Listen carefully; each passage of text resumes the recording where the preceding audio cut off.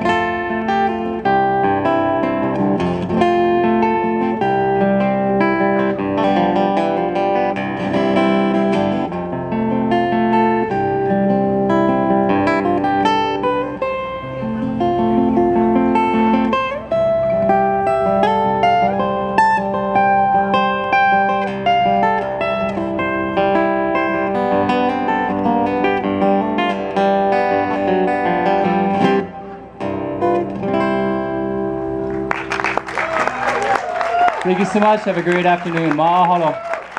Ladies and gentlemen, woo, Jeff Peterson. Jeff Peterson. Mahalo, Jeff.